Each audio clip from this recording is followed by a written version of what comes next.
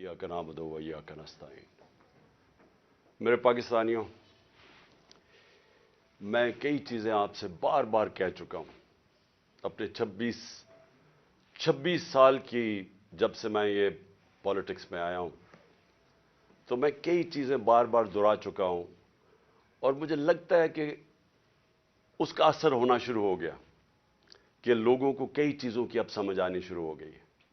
लेकिन आज मैं फिर वो चीज़ दोहराऊंगा। 26 साल पहले मैंने अपनी पार्टी का नाम रखा था इंसाफ की तहरीक, जिसको अंग्रेजी में कहते हैं रूल ऑफ लॉ, जिसको आम आदमी समझता है इंसाफ, जिसका मतलब क्या होता है कि कमजोर और ताकतवर कानून के सामने एक बराबर, जिसका मतलब यह होता है कि जानवरों के माशरे में और इंसानों के माशरे में जो फर्क है कि जानवरों के माशरे में इंसाफ नहीं है, इंसानों के माशरे में वो इंसानी माशरा होता ही तब है जिधर इंसाफ होता है। जंगल का कानून उसको कहते हैं, उस माशरे को, और जिसको दूसरा नाम बनाना रिपब्लिक्स देते हैं, जिधर माइट इज राइट होती है, जिधर ताकतवर कानून से ऊपर होता है, जिधर कमजोर को ताकतवर से तहफ़्फ़ुज़ नहीं मिलता। और अगर आप दुनिया की तारीख पढ़ें तो आपको हर जगह नजर आएगा कि जिन ममालिक के अंदर कानून की बालादस्ती बेहतर थी वो खुशहाल थे। रोमन एम्पायर देख लो, उससे पहले ग्रीक सिविलाइजेशन था, जिनका तारीख जानती है। रोमन एम्पायर देख लो, रोमन लॉज थे, कानून थे। बाकियों को वो बारबेरियंस कहते थे क्योंकि वहां कानून नहीं थे, वहां इंसाफ नहीं था। और हम जो मुसलमानों की तारीख है, मैं क्यों बार बार जब से मैं प्राइम मिनिस्टर बना, मैं बार बार आपको मदीना की रियासत की बात करता रहा, क्योंकि मदीना की रियासत की बुनियाद रखी गई थी अदल और इंसाफ पे। जो मेरे नबी सल्लल्लाहु अलैहि वसल्लम ने उस कौम को उठाया था, दो सुपर पावर थी, तब भी दो बड़ी बड़ी ताकतें थी, आधी आधी दुनिया दोनों ताकतों की नीचे थी। उधर से उन लोगों की हैसियत ही नहीं थी, उनको मेरे नबी सल्लल्लाहु अलैहि वसल्लम ने दुनिया की इमामत करवाई, लेकिन बुनियाद रखी अदल और इंसाफ पे। कानून के सामने सब एक बराबर। फरमाया कि मेरी बेटी भी अगर जुर्म करेगी तो उसको सजा मिलेगी। और फिर जो आज पाकिस्तान के हालात हैं, उन्होंने आज से 1500 साल पहले तकरीबन कह दिया था कि वो कौमें जो ताकतवर के लिए एक कानून बनाती हैं और वो जुर्म करते हैं उनको नहीं पकड़ती और सिर्फ कमजोरों को जेलों में डालती हैं, वो तबाह हो जाती हैं। ये मेरे नबी ने 1500 साल पहले कह दिया था। और आज मैं ये जो आज मीडिया आपके सामने आया हूं, आपको ये बताने के लिए कि जिस तरह हम नमाज में कहते हैं ना कि अल्लाह उनके रास्ते पे लगा जिनको नेमतें बख्शी, उनको नहीं जो तबाही के रास्ते पे निकल गए। ये हम 5 वक्त की नमाज में मांगते हैं। आज हम उधर खड़े हैं। एक तरफ है अल्लाह की नेमतों का रास्ता, मुश्किल रास्ता है लेकिन इंसान की अजमत का रास्ता है। दूसरी तरफ तबाही का रास्ता है, जिस तरफ हम ये जो मौजूदा सेटअप है ये लेके जा रहा है। मेरे पाकिस्तानी भी याद रखें, मैं वो खुशकिस्मत इंसान हूं, 70 साल जिसकी उम्र है, अल्लाह मुझे सब कुछ दे बैठा है। कोई इतना खुशकिस्मत नहीं, मैं उसका बार बार शुक्र अदा भी करूं तो वो काफी नहीं है। किसी इंसान को इस मुल्क में अल्लाह ने इस तरह की इज्जत नहीं दी। हुकूमत से इन्होंने साजिश के तहत मुझे बाहर निकाला तो आप लोगों ने लाखों की तादाद में सड़कों पर निकले। किस प्राइम मिनिस्टर को आज तक इस तरह की इज्जत मिली है? और हुकूमत के बाहर पब्लिक के अंदर मैं निकला तो जिस तरह की इज्जत आपने मुझे दी, किसको मिली आज तक? कौन से प्राइम मिनिस्टर को मिली? तो उसके लिए वजारत उज़्मा क्या चीज है? इससे बड़ी चीज क्या है कि कौम उसकी इज्जत करती है। तो میں آج آپ کے لیے یہ کہنا چاہتا ہوں کہ دیکھیں، یہ آپ ایک بڑے خطرناک موڑ پہ کھڑے ہیں۔ اگر میری قوم میری آواز آج سن کے آپ جو اللہ نے ہمارے اوپر حکم دیا ہوا ہے جہاد کا، جہاد ہے کیا؟ پہلے میں یہ بھی کلیئر کر دوں، ظلم کے سامنے اور ناانصافی کے سامنے کھڑا ہونا جہاد ہے۔ اللہ نے ہمارے پہ فرض کیا ہوا ہے۔ کیوں کیا ہوا ہے؟ ہماری بہتری کے لیے۔ جو قومیں رائے حق پہ کھڑی ہوتی ہیں اور انصاف کے لیے کھڑی ہوتی ہیں وہ آزاد ہو جاتی ہیں، اور انصاف کے بعد ہی خوشحالی آتی ہے۔ پہلے مدینہ کی ریاست میں عدل اور انصاف آیا، پھر خوشحالی آئی۔ نیلسن منڈیلا جو موجودہ بڑا ایک لیڈر میں مانتا ہوں، اس نے بڑی پتے کی بات کی۔ اس نے کہا اگر تم نے غربت کم کرنی ہے تو پہلے انصاف لے کے آؤ۔ چائنا نے دنیا کی تاریخ میں کبھی کسی قوم نے غربت کم نہیں کی جو چائنا نے کی ہے۔ 70 کروڑ لوگوں کو پچھلے 30-35 سال میں غربت سے نکال لیا انہوں نے، اور اسی قوم نے 450 وزیروں کو کرپشن کے اندر جیل میں ڈالا، یعنی طاقتور وزیروں کو انہوں نے قانون کے نیچے لے کے آئے۔ تو جو خوشحالی ہوتی ہے وہ انصاف کے ساتھ ہوتی ہے۔ حضرت علی کا قول ہے کہ کفر کا نظام چل جائے گا لیکن ظلم اور ناانصافی کا نظام نہیں چل سکتا۔ جدھر ہم جا رہے ہیں یہ نظام نہیں چل سکتا اور نہیں چل رہا۔ آج پوچھیں لوگوں کے حالات۔ آج کون سی قیامت آئی تھی کہ اپریل میں ہماری حکومت گئی ہے؟ 65 روپے کلو آٹا تھا، آج 135 روپے پہ پہنچ گیا یا اس سے بھی اوپر۔ کون سی قیامت آئی تھی کہ بجلی دگنی ہو گئی ہے؟ پٹرول ڈیزل دنیا عالمی مارکیٹ میں تو ان کی تیل کی قیمت کم ہے۔ کون سی قیامت آئی کہ یہ قیمتیں ان کی آج ادھر پہنچ گئی ہیں؟ کسانوں سے پوچھے کون سی قیامت آئی ہے کہ یوریا دگنا ان کو دے رہا؟ 60 ارب روپیہ کسانوں نے صرف گندم کی فصل کے لیے یوریا پہ ایکسٹرا خرچ کیا ہے ہمارے دور سے۔ تو کیا ہوا پاکستان؟ یعنی ہماری حکومت جانے سے اب تک یہ کیا ہوا کہ بجلی آج دگنی ہو گئی ہے؟ بجلی کے بل لوگوں سے پوچھیں، آج عوام سے پوچھیں تو صحیح ان کے حالات کیا ہیں، اور ابھی مزید اور مہنگائی آنے والی ہے۔ لیکن جو اس ملک کے طاقتور ڈاکو تھے انہوں نے اربوں روپے کے اپنے کرپشن کے کیسز ختم کروا لیے۔ 1100 ارب روپے کے اپنے کرپشن کے کیسز ختم کروا دیے اور قوم کو انہوں نے بھیج دیا تباہی کی طرف۔ آج ہمارا ملک، کبھی بھی ہمارے معاشی حالات ایسے نہیں تھے جو آج ہے۔ تو یہ کیوں ہے؟ سوال پوچھیں نا اپنے آپ سے، کیوں ہے؟ ہم سب سے زیادہ، میں پاکستانی، میں آپ کو بتاؤں جب میں مکہ گیا ہوں، مدینہ گیا ہوں، سب سے زیادہ مسلمان پاکستانی مجھے ملے وہاں۔ ہم یہاں تبلیغی جماعت کا اجتماع ہوتا ہے، 20 لاکھ لوگ جمع ہو جاتے ہیں، کیونکہ سارے یا عاشق رسول ہیں، اپنے دین میں ماننے والے لوگ ہیں۔ لیکن کیا وجہ ہے کہ ہم تباہی کے راستے پہ کھڑے ہیں؟ کیوں نہیں اللہ ہماری دعائیں کیوں نہیں سن رہا؟ کیونکہ اللہ نے کئی قانون بنائے ہوئے ہیں۔ سارے جتنے اللہ کے پیغمبر دنیا میں آئے تھے، سب ان کی دو میسیجز تھیں، صرف پیغام دو تھے: انصاف قائم کرو اور انسانیت، یعنی کمزور کی مدد کرو، جو کہ جانوروں کے قانون کے اندر کمزور کی سروائیول آف دا فٹسٹ ہے، کمزور مر جاتا ہے۔ انسانی معاشرے میں ہم اپنے کمزور طبقے کی مدد کرتے ہیں۔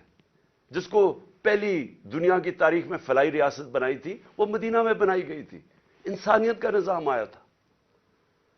تو ہم اپنے آپ سے پوچھیں کہ آج وہ ملک جو خیرات دینے میں سب سے زیادہ ہے، میں اس کے سامنے ہوں، کبھی یعنی کہیں دنیا کے اندر کینسر ہاسپٹل کے اندر 75% مریضوں کا مفت علاج نہیں ہو سکتا، صرف پاکستان میں ہے۔ کیونکہ لوگ جب دیکھتے ہیں، جب کسی ادارے کو، جو خیراتی ادارے کے اوپر جب اعتماد کرتے ہیں، تو اس سے زیادہ کھلے دل کے لوگ ہی کوئی نہیں ہے۔ تو ہم وہ قوم ہیں جو ترستی ہے، جس کا نعرہ تھا کہ پاکستان کا مطلب کیا، لا الہ الا اللہ، عظیم نعرے. ہم نے اللہ سے دعویٰ کیا کہ اللہ تیرے سوا ہم کسی کے سامنے نہیں جھکتے، ہم آزاد لوگ ہیں، ہم نے آزادی کا دعویٰ کیا. آج اپنے حالات ہم دیکھیں، نہ ہمارے پاس آزادی ہے، نہ یہاں خوشحالی ہے. غربت بڑھتی جا رہی ہے، دن بدن قیمتیں بڑھتی جا رہی ہیں. تنخواہ دار طبقے سے پوچھیں کہ کیا حالات ہیں ان کے. پوچھیں آج بزنس مین سے، سب دکان، آج فیکٹریاں بند ہو رہی ہیں. پوچھیں آج بزنس، کون سی، کسانوں سے پوچھیں، کسی سے پوچھیں، خاص طور پہ تنخواہ دار طبقے سے آج پوچھیں کہ وہ گزارا کیسے کر رہا ہے. تو کیا وجہ ہے اس کی؟ میں آج آپ کو بتاتا ہوں. اس کی وجہ ایک ہے کہ یہاں ظلم اور ناانصافی کا نظام ہے. میرے نبی صلی اللہ علیہ وسلم نے کہہ دیا تھا 1500 سال پہلے کہ طاقتور اگر چوری کرے تو آپ اس کو این آر او دے دیں، اور بیچارے غریب لوگ جیلوں میں جائیں، اور پھر سمجھیں کہ اللہ ہماری دعائیں قبول کرے گا. اور اس لیے جہاد اس نے ہمیں کہا ہے کہ ظلم کے سامنے کھڑے ہو، ناانصافی کو قبول نہ کرو. اور آج میں خاص طور پہ مخاطب ہوں اپنی پاکستان کی عدلیہ سے، اور اس کے بعد پاکستان کی وکلا برادری سے. دیکھیں، اللہ نے آپ کے اوپر بہت بڑی ذمہ داری سونپی ہے. یہ وقت ہے آپ کا کہ آپ اس ملک میں رول آف لا کے لیے کھڑے ہوں. میں یہ آپ کو پورے ایمان سے کہتا ہوں کہ جس طرف یہ لے کے جا رہے ہیں، ہمیں کوئی مستقبل نہیں ہے اس ملک کا. جس طرح کے فیصلے کیے جا رہے ہیں، جس طرح کی انصاف کی اور قانون اور آئین کی دھجیاں اڑائی جا رہی ہیں، جس طرح وہ جنگل کا قانون نافذ کیا جا رہا ہے، اس طرح ہمارے ملک کا کوئی مستقبل نہیں ہے. پہلی دفعہ لوگوں کو خوف آنا شروع ہو گیا ہے. لوگ پاکستان سے امید ان کی چلی گئی ہے. 8 لاکھ لوگ ہمارے 7-8 مہینے میں پروفیشنلز، وہ طبقہ جو ایک ملک کی جان ہوتا ہے، وہ چھوڑ کے چلا گیا ہے. باہر لوگ سرمایہ کاری کے لیے نکل گئے ہیں کیونکہ امید جانی شروع ہو گئی ہے. تو اس لیے میں اپنے معزز عدلیہ، اپنے ججز سے اور اپنی وکلا کمیونٹی سے، میں آج آپ سے خاص طور پہ آج اپیل کر رہا ہوں اپنے ملک کی خاطر. میں پھر سے ریپیٹ کرتا ہوں کہ اللہ نے عمران خان کو جو دے دیا ہے، میں اپنی خوابوں میں بھی نہیں سوچتا تھا کہ وہ مجھے اس طرح کی عزت دے گا. اور انسان کیا چاہتا ہے دنیا میں؟ عزت ہی چاہتا ہے. انسان کے پیسے بناتا ہے عزت کے لیے، پاور میں آتا ہے عزت کے لیے. تو جب اللہ نے اتنی عزت دے دی ہے تو مجھے اور کیا مل سکتا ہے؟ میں صرف اس وقت آپ سب کے لیے کھڑا ہوں.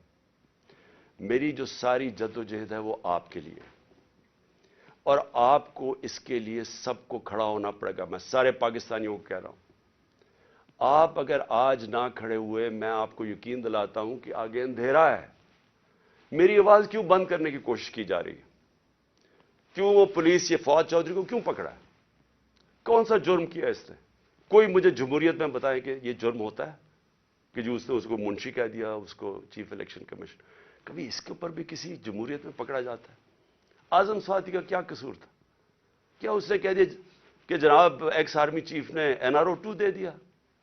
تو یہ سینیٹر ہے، اس کی رائے ہے. یہ باقی اس ملک کی اکثریت سمجھتے ہیں کہ ٹھیک ہے. اس کو ننگا کر کے، تشدد کر کے، پھر وہ گندی ویڈیو، اور پھر اس کو پکڑ لیا، 30 FIR کاٹ دی. شہباز گل، ارشد شریف، جو ارشد شریف کی خبریں آتی ہیں کہ کس طرح اس سے کیا گیا. کیا بچہ جانتا ہے پاکستان میں کہ ارشد شریف جیسا خوددار، دیانتدار، کریڈیبل، ایک محب وطن، شاید ہی کوئی صحافی آیا ہو. اس سے جو کیا ہے. اور یہ جو میرے اوپر قاتلانہ حملہ کس لیے کیا گیا؟ میں نے کون سا جرم کیا تھا؟ اور اس کے اوپر ابھی میں آتا ہوں جب میں باقی چیزیں بھی آپ کو سامنے رکھتا ہوں. لیکن میں آج اپنی قوم کو کہہ رہا ہوں کہ دیکھیں، آپ کا مستقبل آپ کے ہاتھ میں ہے. آپ ہیں اللہ کے بعد اس ملک کے وارث. آپ کو اپنی تقدیر اپنے ہاتھ میں لینی پڑے گی. یہ میرا وعدہ ہے کہ جب تک میں زندہ ہوں میں اس ملک کے لیے سٹرگل کروں گا. میں کیوں سٹرگل کروں گا؟ کیونکہ میں کبھی نہیں بھولتا کہ بچپن سے مجھے بتایا گیا ہمارے بڑوں نے کہ تم خوش قسمت ہو، تم آزاد ملک میں پیدا ہوئے ہو. وہ ہمارے بڑے سارے غلام ہندوستان میں پیدا ہوئے تھے. بچپن سے یہ ہمارے میں ڈالا گیا کہ یہ کتنا خوش قسمت سارے ہم ہیں، میری جنریشن، کہ ہم تو ایک آزاد ملک میں پیدا ہوئے. میں کبھی بھی جب دنیا میں باہر گیا، کرکٹ کھیلی، بڑا ٹائم گزارا ہے، پروفیشنل کرکٹ کھیلتا تھا، کبھی میرے ذہن میں یہ نہیں آیا کہ میں پاکستان کے علاوہ کسی اور ملک میں رہ سکتا ہوں. اور میں ابھی بھی جتنی میری باقی زندگی ہے اس ملک کے لیے. میں آپ کو یقین دلاتا ہوں کہ نہ مجھے کوئی جیل سے ڈر ہے. موت میں نے اپنے اتنے قریب سے دیکھی ہے کہ اتنے قریب سے دیکھی ہے. مجھے پورا اللہ پہ اعتماد ہے. میں لا الہ الا اللہ پہ ماننے والا انسان ہوں. جب اس کا فیصلہ ہوگا، قرآن شریف کے اندر آپ پڑھ لیں، آپ نہ آگے ہوتا ہے ٹائم نہ پیچھے ہوتا ہے. اس لیے مجھے کوئی فکر کسی کی نہیں ہے. اور مجھے کوئی یہ جو ہر وقت جیل لے کے جانے لگے ہیں، مجھے اس سے کوئی فکر نہیں ہے. اور نہ ہی میں آپ سب کو کہتا ہوں آپ کو یہ جیل سے ڈرنا نہیں چاہیے. جیل کا ڈراوے جی جیل میں ڈال دیں گے، ڈال دیں جیل میں، کتنوں کو ڈالیں گے. اس لیے میری قوم، آپ کو اگر اپنے آپ کو بچانا ہے، آپ کو اللہ کے حکم پہ چلنا پڑے گا، انصاف کے ساتھ کھڑا ہونا پڑے گا. اور میں اپنی عدلیہ سے پہلے آتا ہوں. سب سے پہلے الیکشن کمیشن. الیکشن کمیشن نے محسن نقوی کو پنجاب کا چیف منسٹر بنایا. میں پہلے الیکشن کمیشن سے سوال پوچھتا ہوں کہ کیا آپ کو نہیں پتا کہ جو آئین کا آرٹیکل 218 اس کی شق 3، کیا آپ کو نہیں پتا کہ آپ کی سب سے بڑی ذمہ داری صاف اور شفاف الیکشن کروانا ہے؟ یہ آپ کی سب سے بڑی ذمہ داری. تو میں سوال یہ پوچھتا ہوں کہ کس بیسس پہ آپ نے محسن نقوی کو چنا؟ باقی نام کس بیسس پہ آپ نے ریجیکٹ کیے؟ جبکہ ہم نے وہ نام چن کے دیے جو ہم سمجھتے تھے کہ نون لیگ ایکسپٹ کر جائے گی ان کو، کیونکہ سکھیرا صاحب اس وقت کیبنٹ سیکرٹری ہیں، شہباز شریف کے کیبنٹ سیکرٹری ہیں. اس سے بعد ناصر کھوسا کا نام دیا جو ان کے پرنسپل سیکرٹری نواز شریف کے رہ چکے ہیں، شہباز شریف کے چیف سیکرٹری. یعنی وہ لوگ جو ان کو ایکسیپٹیبل ہے. ہم نے اپنی طرف سے نیوٹرل امپائر رکھنے کی کوشش کی. تو کس بیسس کے اوپر یہ محسن نقوی کو آپ لے کے آئے؟ کیا آپ اس کے بیک گراؤنڈ کا نہیں پتا تھا؟ یا شاید لگایا اس لیے تھا کیونکہ آپ کو پتا تھا یہ کون ہے؟ کیا یہ نہیں پتا کہ یہ آدمی رجیم چینج جو ہماری گورنمنٹ گرائی گئی ہے اس میں اس نے سب سے بڑا رول اس کا تھا. ایک تو اوپر کا رول تھا نا ایکس آرمی چیف کا، لیکن اس کا اس کے بعد یہ ان چند لوگوں میں سے تھا جو سب سے زیادہ یہ بھاگ دوڑ کی اس نے ہماری حکومت گرانے کے لیے. کیا یہ آصف زرداری کے ساتھ سندھ ہاؤس جدھر پیسے چلے تھے یہ وہاں نہیں تھا؟ کیا آصف زرداری اس کو اپنا بیٹا نہیں کہتا؟ کیا اس کا جو چینل ہے لوگوں کو نہیں پتا اس کی چینل کا کس کے بار بار جو پروپیگنڈا ہمارے اگینسٹ کب سے کر رہا ہے؟ اور پھر سب سے بڑی بات کہ جو آج نیب کے چیئرمین ہیں آفتاب سلطان، نیب کے چیئرمین آفتاب سلطان نے اسی محسن نقوی کے اوپر انویسٹیگیشن کی تھی. یہ انویسٹیگیٹنگ آفیسر تھے اور ان کی ریکمنڈیشن پہ انہوں نے 35 لاکھ روپیہ نیب کو واپس کیا تھا. تو میں الیکشن کمیشن سے پوچھنا چاہتا ہوں کہ کوئی اور آپ کو نہیں ملا کہ صرف چن کے آپ وہ آدمی لے کے آئے ہیں جو کہ ہمارا سب سے خلاف تھا؟ اور اس نے آتے ساتھ ہی کیا کیا؟ یہ جو اب فواد چودھری کا ہوا ہے 3 دفعہ، اور میں جج صاحب کو سلام کرتا ہوں، 3 دفعہ انہوں نے کہا کہ فواد چودھری کو طلب کیا عدالت میں، اور تینوں دفعہ نہیں اس کو عدالت میں پریزنٹ کیا گیا. تو کیا یہ محسن نقوی یہ اس کی پہلی آتے ساتھ ہی اس نے اپنے کارنامے دکھا دیے ہیں. اس کے بعد اس نے جو اس نے اپوائنٹمنٹس کی ہیں, کیا یہ فری اینڈ فیئر الیکشن ہو رہا ہے کہ سارے وہ پولیس آفیسر جنہوں نے ہمارے اوپر تشدد کیا تھا 25 مئی کو, ان ساروں کو واپس لے آیا؟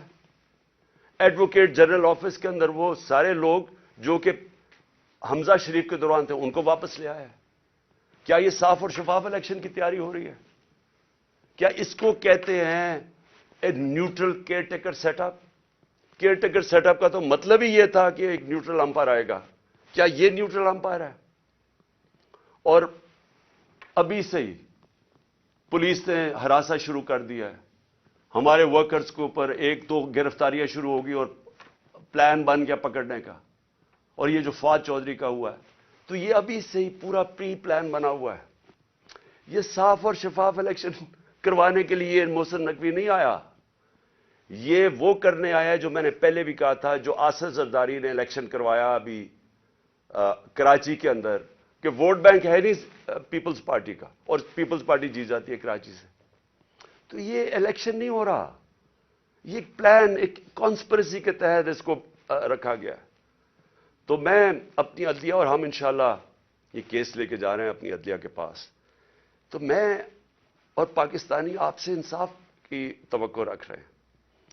ہم یہ بھی چاہتے ہیں کہ یہ جو اب فواد چودھری سے ہو رہا ہے اور یہ جو آگے ہونے جا رہا ہے, میں ابھی آپ کو پیشن گوئی کرتا ہوں کیونکہ ان کو سب سے بڑا جس آواز بند کرنی ہے وہ عمران خان کی ہے, تو پورا پلان بنا ہوا ہے ان کا. میں ابھی پیشن گوئی کر رہا ہوں. ہم اپنی عدلیہ سے ایکسپیکٹ کرتے ہیں کہ ہمارے فنڈامنٹل رائٹس کو پروٹیکٹ کریں. یہ تاریخ وہ ہونے لگی ہے اگر ہماری عدلیہ نہ کھڑی ہوئی تو یاد رکھیں آج تک جسٹس منیر کو کسی تاریخ نہیں بھول سکی. وہ بڑے قابل آدمی تھے, لیکن ایک جگہ جدھر انہوں نے آئین اور قانون کے ساتھ کھڑا ہونا تھا وہ طاقتور کے ساتھ کھڑے ہو گئے. اس ملک نے بھاری قیمت ادا کی ہے اس کی, اور اس کے بعد قیمت ادا کرتے گئے. اس وقت قوم آپ سے ایکسپیکٹ کر رہی ہے, موزز ججز, قوم آپ سے ایکسپیکٹ کر رہی ہے کہ ہمارے حقوق کی حفاظت کریں, ہماری جمہوریت کو بچائیں. یہ جو اب تباہی مچنے لگی ہے ہماری جمہوریت کے اوپر اور جو ہو رہا ہے اور جو رجیم چینج کے بعد ہوا ہے, میں آپ کو یقین دلاتا ہوں کہ میں مشرف کے مارشل لاء میں اپوزیشن میں تھا. 8 دن مجھے جیل میں ڈالا, تب بھی میں نے کبھی اس طرح کا ظلم, فیشزم, اس طرح کی میں نے کبھی ایک سٹیٹ کو اپریس کرتے ہوئے میڈیا کے لوگوں کو, ہمارے ورکرز کو, میں نے کبھی ایسے نہیں دیکھا جو آج میں دیکھ رہا ہوں پاکستان کے اندر. تو اور مجھے افسوس سے کہنا پڑتا ہے کہ ہماری عدلیہ نے ہمارے فنڈامنٹل رائٹس کی حفاظت نہیں کی. اگر کی ہوتی تو آج یہی وہی جو 25 مئی والے وہ آفیسرز جنہوں نے تشدد کیا تھا, 3 بجے رات کے لوگوں کے گھروں میں گھس کے انہوں نے لوگوں کو پکڑ کے جیلوں میں لے کے گئے تھے, ظلم کیا تھا, لوگوں کو امبیرس کیا تھا. آرٹیکل 14 کانسٹیٹیوشن کا ہماری ڈگنیٹی, ہماری عزت پروٹیکٹ کرتا ہے. انہوں نے سارے لوگوں کو نہ چادر اور چار دیواری کا سوچا, نہ قانون کا سوچا, ظلم کیا. وہ آج آفیسر پھر واپس آ گئے. ہمارے پاس سوائے عدلیہ کے جانے کا کون سا راستہ ہے؟ دوسرا راستہ ہے سڑکوں پہ آ جائیں, دوسرا راستہ ہے ملک کو اور نقصان پہنچائیں جو یہ آگے پہنچا سکے ہیں. اس لیے میں اپنی عدلیہ سے ریکویسٹ کرتا ہوں. اور پھر میں ذرا 2-3 اور چیزیں بتا دوں. جے آئی ٹی, اب جے آئی ٹی بنی تھی, میرے اوپر قاتلانہ حملہ ہوتا ہے. پہلے تو 16 دن کچھ ہوتا ہی نہیں ہے, نہ کوئی investigation. Police F I R کاٹ کے دیکھ دیتی کہ صرف ایک شوٹر تھا اور دینی انتہا پسند نے اٹیک کیا تھا, جو میں پہلے سے ہی سپٹمبر اور اکتوبر میں نے کہہ دیا تھا کہ میرے اوپر واردات ہونے والی ہے اور نام لیں گے دینی انتہا پسند کا. پوری کانسپریسی بنی ہوئی مجھے قتل کرنے کی. میں پہلے کہہ بیٹھا تھا, مجھے پتا بھی تھا اس کے پیچھے کون ہے, اور میں نے ان کے جیسے ہی ہوا میں نے ان کے نام لیے. اپنی حکومت ہوتے ہوئے, پنجاب پولیس ہمارے نیچے ہوتے ہوئے میں اپنی ایف آئی آر نہیں کٹوا سکا. اور مجھے پتا ہے میں کیوں نہیں کٹوا سکا, کیونکہ دوسری طرف طاقتور لوگ تھے. اور ہماری ملک کی تاریخ ہے کہ جب طاقتور کا کمزور سے مقابلہ ہوتا ہے تو انصاف نہیں ہوتا. تو لیکن جو جے آئی ٹی کی رپورٹ ہے یہ ذرا سننے والی چیزیں ہیں. اور پھر کیسے اس جے آئی ٹی کو آپ آتے ساتھ ہی حکومت نے پہلی چیز کی ہے جے آئی ٹی بند کی ہے. یہ کس قانون کے تحت کی ہے؟ جے آئی ٹی تو پنجاب کی جے آئی ٹی تھی. فیڈرل گورنمنٹ تو جے آئی ٹی نہیں بنا سکتی. اور جے آئی ٹی کی فائنڈنگز جو فائنڈنگز سامنے آئی ہیں ذرا یہ سن لیں, اس کی وجہ سے یہ بند کی گئی ہے. میں ذرا آپ کو بتانا چاہتا ہوں ساری قوم کو کہ میرے اوپر جو حملہ ہوا تھا جب انہوں نے ایف آئی آر کٹائی پولیس نے, میری نہیں کاٹی, انہوں نے کہا تھا ایک شوٹر ہے. ذرا آپ یہ سنیں, اب تک جے آئی ٹی نے جو عدالت میں جو رکھ چکی ہے, جو عدالت میں چیزیں رکھ چکی ہیں وہ ذرا سنیں. سب سے پہلے انہوں نے یہ کہا جو کہ ڈی پی او گجرات تھا غضنفر حسین اور ایس ایس پی ندیم حسین جو سی ٹی ڈی لاہور تھا, دونوں پنجاب گورنمنٹ کے نیچے تھے. ان دونوں نے آڈیو یعنی ٹیپس کی, اس کی وہ جو شوٹر تھا اس لڑکے کی انہوں نے ٹیپس بنائی. اور جب اس کی ٹیپس بنائی تو جب جے آئی ٹی نے مانگا ان سے ان کا موبائل فون, اور جب جے آئی ٹی نے ان کو بلایا ان دونوں کو, انہوں نے صاف انکار کر دیا کہ ہم جے آئی ٹی میں نہیں آتے. کون تھا ان کے پیچھے جو اتنا طاقتور تھا اور جس کو خوف تھا کہ کہیں جے آئی ٹی میں سچ نہ نکلا ہے؟ ان کو روک دیا. پھر ذرا آگے چلیں. اس کے بعد جب جو سیکنڈ جو دوسری ویڈیو بن رہی تھی, وہ نوید جو شوٹر تھا اس کی سی ٹی ڈی میں جب اس کی جو ویڈیو بن رہی تھی, اب ذرا یہ سنیں. رپورٹ لکھتی ہے جے آئی ٹی کے 4 سے 5 جو نامعلوم لوگ وہاں موجود تھے. وہ کون تھے؟ پولیس سی ٹی ڈی کے اندر اس کی بنایا جا رہا ہے اس کا سیکنڈ ویڈیو, اور وہ بھی اس کی کون سا قانون اجازت دیتا ہے کہ پولیس ویڈیوز بنا کے ریلیز کرتی رہے میڈیا کو؟ لیکن وہاں جو سب سے زیادہ چیز ہے 4 اور 5 وہ جے آئی ٹی کہتی ہے نامعلوم لوگ وہاں بیٹھے ہوئے تھے. یہ کون تھے؟ پھر اسٹیبلش ہو جاتا ہے 3 طریقوں سے. آئی وٹنسز جو گواہ دیکھتے ہیں وہ شوٹر کو 3, ایک فورینزک کے ذریعے, اور ایک پھر فورینزک کے ذریعے یعنی کہ جو خول ملے تھے ان کی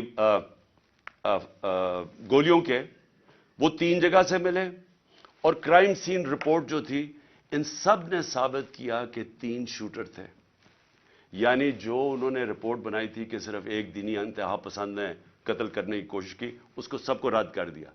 اس لیے یہ آتے ساتھ ہی انہوں نے جے آئی ٹی بند کی, کیونکہ میں نے نام تو ایک شہباز شریف کو رانا ثناء اللہ کا لیا ہوا ہے, اور وہی بیٹھے ہوئے ہیں فیڈرل گورنمنٹ میں, اور انہوں نے آ کے انہی کے نیچے اب جے آئی ٹی بنے گی. اس لیے میں نے پہلے دن کہا تھا کہ چیف جسٹس صاحب آپ کے نیچے اگر انکوائری ہوگی تو شاید انصاف ملے. ان کے ہوتے ہوئے, اور وہ جو ایجنسی کا آفیسر ہے ڈرٹی ہیری, مجھے کوئی امید انصاف کی نہیں تھی. اور وہ آپ ذرا دیکھیں کہ جو اس جے آئی ٹی نے جو چیزیں بھی نکالی اس کے اوپر بھی ذرا دیکھیں کہ انہوں نے کس طرح اس کو بند کرنے کی کوشش کی. پھر یہ ثابت ہو گیا کہ جو لڑکا نوید تھا وہ کوئی دینی انتہا پسند نہیں تھا, اور اس کو ٹریننگ دی گئی تھی پسٹل شوٹنگ کے اندر. کوئی پسٹل شوٹنگ ایسے نہیں کرتا کہ سیدھی ایسے ریپڈ فائر کرے, وہ ٹرینڈ تھا. اور جو 5ویں چیز سامنے آئی, 4 جے آئی ٹی ممبرز کے اوپر پریشر ڈالا گیا. کس نے ڈالا؟ اور انہوں نے اپنی چینج کی رپورٹ, جو عدالت میں جو تھی رپورٹ اس کی فائنڈنگ چینج کر دی. اور پھر کیا ہوتا ہے, جو پروسیکیوٹر جنرل ہے,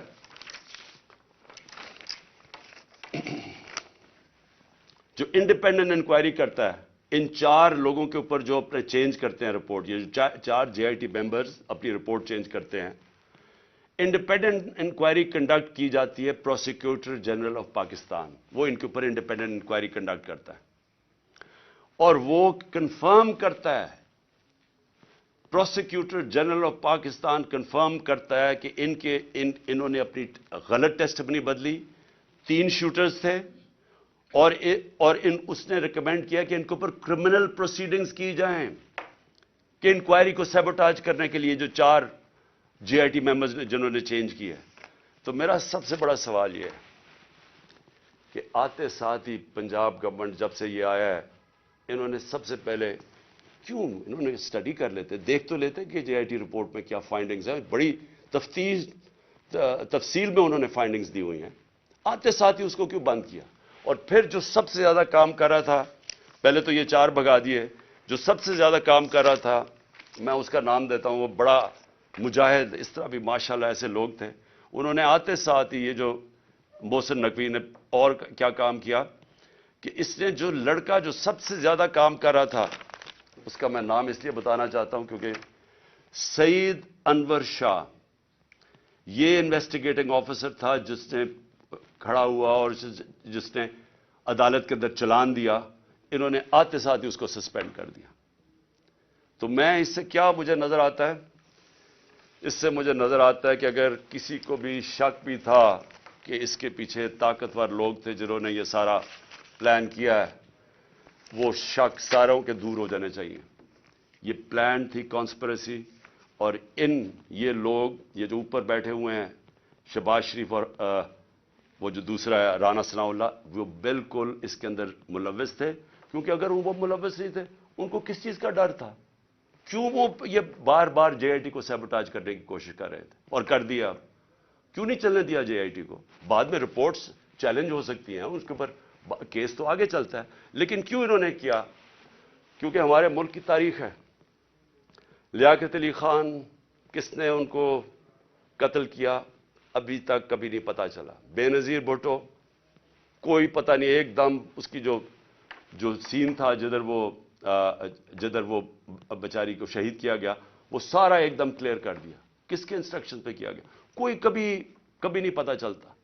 اس لیے یہ جو پورا کور اپ ہو رہا ہے یہ بھی کیونکہ طاقتور لوگ انوالوڈ ہیں, اس لیے کوئی پوری کوشش ہوگی اس کو کور اپ کرنے کے لیے. میں آگے اب چلتا ہوں. جب جو آئین ہے ہمارا, اور آئین بڑا کلیئر ہے, آئین کا آرٹیکل 105 یہ کہتا ہے کہ جیسے ہی ایک اسمبلی ڈیزالو ہوتی ہے, جیسی اسمبلی ڈیزالو ہوتی ہے تو گورنر 48 گھنٹے کے اندر وہ ایک ڈیٹ دیتا ہے الیکشن کی. یہ آئین کے اندر لکھا ہوا ہے, 105 آرٹیکل 105 میں لکھا ہوا ہے. نہ KP کے گورنر نے ابھی تک ڈیٹ دی ہے, نہ پنجاب کے گورنر نے ڈیٹ دی ہے. سوال یہ کیوں نہیں دی؟ ہم نے اپنی گورنمنٹ کیوں گرائی؟ کبھی سوچا کہ کوئی اپنی گورنمنٹ خود چھوڑ دیتا ہے, ڈیزالو کر دیتا ہے؟ کبھی اس ملک کی تاریخ میں ہوا ہے؟ 60% پاکستان جس کے اوپر ہماری گورنمنٹ ہو, ہم خود ہی کہیں کہ جی ٹھیک ہے یہاں ہم اسمبلیز ڈیزالو کرتے ہیں. میں نے نیشنل اسمبلی بھی اپریل کے اندر ووٹ آف نو کانفیڈنس سے پہلے میں نے وہ بھی کہا تھا کہ میں ڈیزالو کرتا ہوں, الیکشن کروا دیں. تو یہ اس لیے کرتے ہیں, ہم نے اس لیے فیصلہ کیا کہ جب ایک ملک کے اندر سیاسی طور پہ استحکام نہیں ہوتا تو معیشت کے اوپر ڈائریکٹ اس کا امپیکٹ جاتا ہے. ہم نے یہ اس لیے اپنی اسمبلیاں ڈیزالو کی کیونکہ ہمیں نظر آ رہا ہے کہ ملک تباہی کی طرف جا رہا ہے, ڈیفالٹ کی طرف جا رہا ہے. جس طرح میں پہلے کہہ بیٹھا ہوں کہ کسی طبقے سے پوچھ لیں آج پاکستان میں کہ معیشت کا کیا حال ہے, وہ سارے آپ کو یہ کہ جواب دیں گے برے حالات ہیں, گر رہا ہے نیچے. تو ہم نے اس کو اس لیے اپنی گورنمنٹس کی قربانی دی کہ ہم یہ سمجھتے ہیں کہ اگر ہم نے اس ملک کو اٹھانا ہے واپس تو سب سے پہلے صاف اور شفاف الیکشنز کی ضرورت ہے. صاف اور شفاف الیکشنز کا مطلب پولیٹیکل سٹیبلٹی. جب لوگوں کو ایک اعتماد ہوگا, بزنس کمیونٹی کو جو باہر بیٹھی ہے جو اندر بیٹھی ہے, کہ اب 5 سال کے لیے حکومت آ گئی اور پبلک مینڈیٹ کے ساتھ جو بڑے فیصلے کر سکتی ہے, جو ضرورت ہے آج پاکستان کو نکالنے کی اس دلدل میں سے, تو تب ہی ملک اٹھ سکتا ہے. ان کے اوپر تو نہ باہر نہ کسی کو اندر اعتماد رہ گیا ہے. تو یہ تو جتنی دیر چلتی رہے گی لوگوں کی تو تباہی ہے اس کے اندر. تو اس لیے ہم نے اپنی گورنمنٹس ڈیزالو کی تھی. ہمارا سوچ یہ تھی کہ اس کے بعد الیکشنز کی طرف ہم جائیں گے, اور اس لیے قربانی دی تھی. ابھی تک لگ یہ رہا ہے, اور یہ جو محسن نقوی کو لے کے آئے ہیں, اب یہ واضح ہو گیا کہ ان کا کوئی موڈ الیکشن کروانے کا نہیں ہے. میں پھر اپنی عدلیہ سے پوچھتا ہوں کہ اب ذمہ داری آپ کی ہے. آئین کے اندر کوئی گنجائش نہیں ہے. جیسے ہی گورنمنٹ ڈیزالو ہوتی ہے آرٹیکل 105 105 واضح طریقے سے کہتا ہے کہ 90 دن کے اندر آپ نے الیکشن کروانے. اب ذمہ داری آپ کی ہے کیونکہ آپ کو دنیا دیکھ رہی ہے آپ کی طرف کہ کیا یہ آپ کریں گے یا نہیں کریں گے. کیونکہ میں پھر سے کہتا ہوں کہ مجھے افسوس سے کہنا پڑتا ہے کہ ہمارا ملک وہ نہیں بن سکا جو بننا چاہیے تھا. اور اس کی بہت بڑی وجہ یہ ہے کہ یہاں کبھی بھی رول آف لا نہیں ہوا. یا طاقتور ہمیشہ قانون سے اوپر ہے. تو یہ بار بار جب ہم ان سے بھی پوچھتے ہیں, یہ جو بیٹھے ہوئے ہیں اس وقت امپورٹڈ گورنمنٹ ایک ہارس ٹریڈنگ کے ذریعے رشوت دے کے خرید و فروخت کر کے آج بیٹھے ہوئے ہیں اوپر, یہ بھی کہتے ہیں جی ہو جائے گا, کوئی چیز ہو جائے گی, آگے چلے جائے گا الیکشن. بھئی کیسے چلے جائیں گے؟ آئین ہے یا نہیں ہے؟ اگر آپ کا ملک کے اندر آئین ہے اور کوئی قانون ہے تو پھر تو یہ آگے جا ہی نہیں سکتے 90 دن سے. تو یہ بھی آج میں اپنی عدلیہ کو کہنا چاہتا ہوں کہ اب آپ کے اوپر بہت بڑی ذمہ داری آنے والی ہے, کیونکہ یہ جو محسن نقوی کو لے کے آئے ہیں اس کو کوئی ان کا نہیں نظر آ رہا کہ یہ الیکشن کروائیں گے. پھر میں آخر میں میں اپنی قوم سے بس یہ بات کر کے اپنی بات ختم کرتا ہوں کہ دیکھیں, میں جس طرح شروع کیا تھا کہ اللہ میرے پہ بڑا مہربان رہا ہے, میں اس کا شکر ادا جتنا بھی کروں کم ہے کہ مجھے تو اس ملک میں جو آپ نے عزت دی وہ کسی کو دی نہیں پہلے.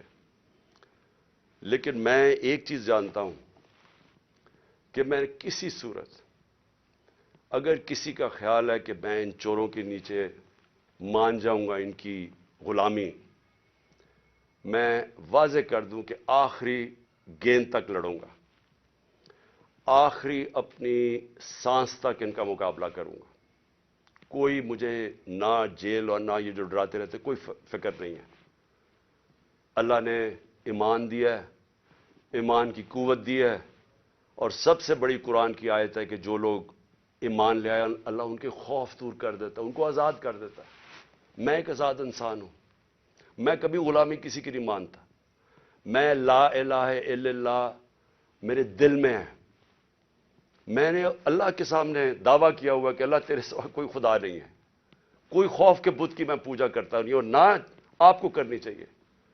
کیونکہ میں ایک مثال دیتا ہوں ہمیشہ لوگوں کو, کیونکہ اسلام کی تاریخ آپ پڑھیں تو جو سب سے دردناک اور تکلیف دہ واقعہ وہ ایک ہی ہے. جس طرح حضرت امام حسین کی شہادت ہوئی, اور میں ہمیشہ یاد کراتا ہوں لوگوں کو کہ کوفہ کے لوگوں کو انہوں نے تو بلکہ دعوت دی تھی امام حسین کو, ان کو پتا تھا وہ رائے حق پہ ہے, ان کو پتا تھا کوفہ کے لوگوں کو, لیکن یزید کے خوف کے ظلم کے خوف کی وجہ سے انہوں نے اتنا بڑا سانیہ ہونے دیا اسلام میں.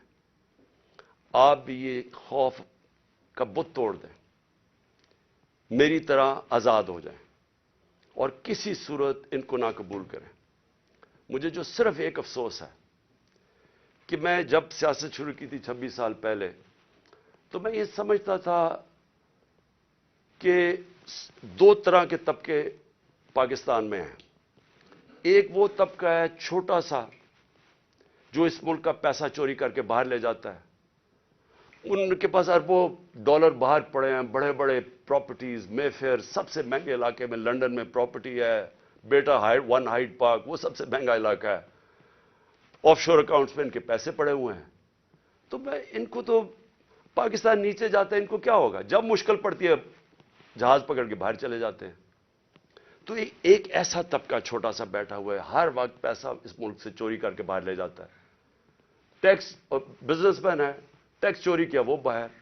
ریل اسٹیٹ کے اندر بیٹھے ہوئے لوگ جیسی پیسہ بنتا ہے حوالے ہنڈی سے پیسہ باہر. تو ان کو کوئی تکلیف نہیں ہے کہ پاکستان نیچے جاتا یا نہیں, ان کو تکلیف نہیں ہے کہ ہم غلامی کریں, کبھی کسی کی غلامی جو آج تک کرتے آئے ہیں ان کو فکر نہیں ہے, کیونکہ ان کا سٹیٹ پاکستان میں نہیں ہے. اور اس لیے میں ان کے خلاف نکلا تھا آج سے 26 سال پہلے, اور اس لیے جب تک میرے میں سانس ہے میں ان کا مقابلہ کروں گا.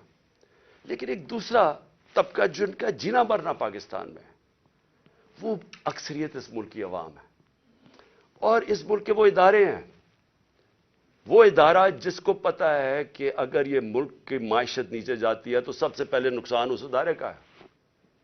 آج سری لنکا کے اندر آئی ایم ایف نے حکم دیا سری لنکا کو کہ اپنی جو سری لنکا کی فوج ہے اس کا آدھا کرو۔ مصر کے اندر آئی ایم ایف نے حکم دیا ہے کہ اپنی فوج کی فضول خرچیاں کم کرو۔ تو کیا وہ جب ہم جو یہ امپورٹڈ حکومت ہمیں اپنے گھٹنوں پہ لے آئی ہے، اپریل میں پاکستان کدھر کھڑا تھا، صرف اکنامک سروے آف پاکستان آپ دیکھ لیں، اور آج کدھر ہے؟ تو کیا وہ جو اب ہمارے سے قیمت ادا کریں گے، کیا ہماری طرح کے جو سمجھتے ہیں کہ ہم ایک آزاد ملک میں رہنا چاہتے ہیں، کیا ہماری آزادی خطرے میں ہوگی یا نہیں؟ تو میں یہ ہمیشہ سمجھتا تھا کہ یہ ادارے کبھی بھی ان لوگوں کے ساتھ نہیں ہوں گے جو یہ ملک کا پیسہ چوری کر کے باہر لے کے جاتے ہیں۔ اور مجھے بڑا افسوس سے کہنا پڑتا ہے کہ ہماری حکومت ہٹا کے ان لوگوں کو بیک کیا گیا جو اس ملک کو 30 سال سے لوٹ رہے تھے۔ چھوڑیں کہ میں کیا کہتا ہوں، صرف انٹرنیشنل میڈیا ان کے متعلق کیا کہتا ہے۔ آج تو ٹیلی فون ہے، اپنا گوگل کر لیں کہ ان دونوں بڑے خاندانوں کے اوپر انٹرنیشنل میڈیا کیا کہتا ہے۔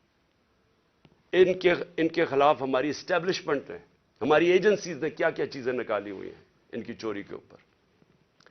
تو مجھے حیرت یہ ہوئی کہ رجیم چینج کے بعد ان کے ساتھ کیسے کھڑے ہو گئے، وہ ادارہ جس کا سب سے زیادہ سٹیک ہے کہ پاکستان ایک طاقتور ملک بنے، کہ اگر ایک ملک کی معیشت نیچے جاتی ہے تو ہمیں سوویت یونین کی مثال ہے کہ وہ ملک ٹوٹ گیا، تکڑی ترین فوج تھی لیکن ملک ٹوٹ گیا کیونکہ معیشت نیچے چلی گئی۔ تو ان کے نیچے جو انہوں نے 30 سال سے یہ ملک سے کر رہے ہیں، مجھے ابھی تک نہیں سمجھ آ رہی کہ کیسے وہ ادارے ان کے ساتھ کھڑے ہو گئے۔ میں آخر میں اپنی ساری قوم کو کہنا چاہتا ہوں کہ اپنی تقدیر اپنے ہاتھ میں لیں۔ آپ کا مستقبل، آپ کے بچوں کا مستقبل آپ کے ہاتھ میں ہے۔ آپ یہ اگر ظلم نہ، آپ کے پاس اب 2 راستے آ گئے ہیں، ایک تباہی کا راستہ ہے، ایک مشکل راستہ ہے، جدوجہد کا راستہ ہے، لیکن پاکستان کی عظمت کا راستہ ہے۔ اور مجھے امید ہے کہ آپ صاحب صحیح فیصلہ کریں گے پاکستان